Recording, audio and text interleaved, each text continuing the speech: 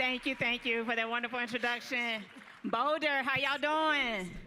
Woo! Awesome. I am excited to be here in Boulder, visiting from our nation's capital, Washington, D.C. Woo! And in D.C., everything is political. As a matter of fact, I am a DEI hire for this show. I knew Beth from the looks of this audience. Y'all needed black people. I told Beth I thought I was a little funny, and she said, "You're hired." And now seems to be the time to give unqualified folks a chance, given that we have an unqualified person running the entire country. And no, I am not talking about Donald Trump. I'm talking about our co-president, Elon Musk. So y'all can forget about a circular economy when we have a bunch of squares running the nation like a bunch of dickheads. And speaking of dickheads, have y'all seen the research around microplastics? Apparently, they're causing men's penises to get smaller. Now, this is the rave in the conservative right manosphere. Of all of the climate and environmental disasters happening, this is what has the right's attention. Just a bunch of little dicks worried about their little dicks getting littler.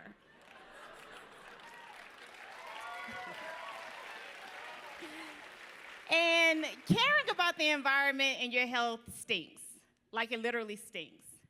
I recently changed from my sweat-stopping, pore-clogging aluminum deodorant to a natural, plant-based, aluminum-free deodorant, and I always stink. Just this weekend, I walked past an unhoused man, and he said, "Baby girl, you're too pretty to be that funky." Thanks. And I'm a walking contradiction. Like, I hate when they give me a paper straw with my milkshake, and I'm irritated when I'm using the bathroom and I wipe with my sustainable toilet paper that feels like newspaper. And when I order takeout and I don't get my utensils, I'm annoyed because, yes, I want to stop my single-use plastic consumption, but no, I don't want to have to keep washing dishes to do it. And it's expensive. The black girl braiding hair that's killing us, causing cancer, the research just came out, $5 a pack. The black girl braiding hair that's plant-based, that's not going to send me to an early death, $30 a pack. And that was before the tariffs. And you can forget about living in a nice tree-lined community that doesn't have a factory by your kids' school, and you have a nice Whole Foods that you can walk to. In my neighborhood, I don't even have a grocery store. Just your stereotypical hood offerings. A 7-Eleven, a liquor store, and guess what?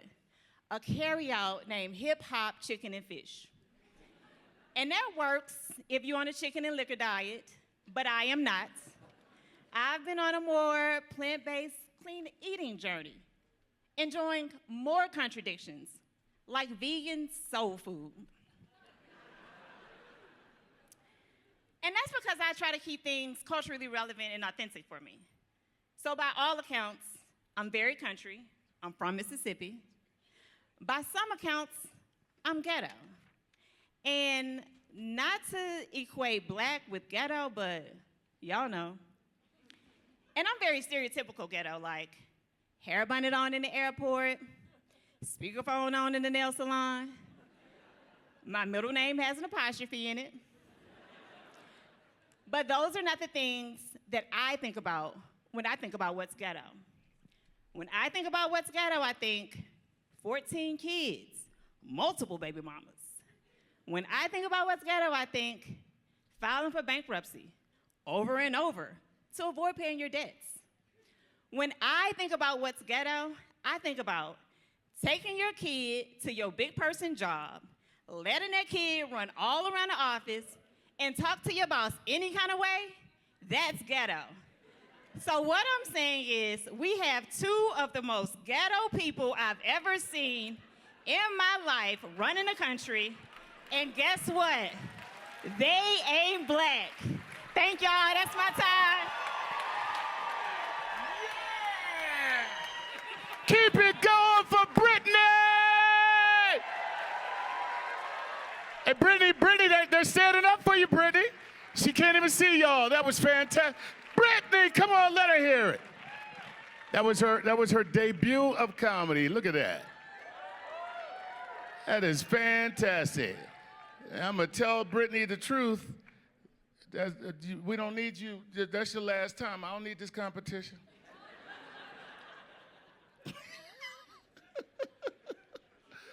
That was fantastic. However, I will say one thing about the ghetto thing. The $30 plant-based hair, you can also eat that, okay? It goes great with a tahini sauce, I'm saying.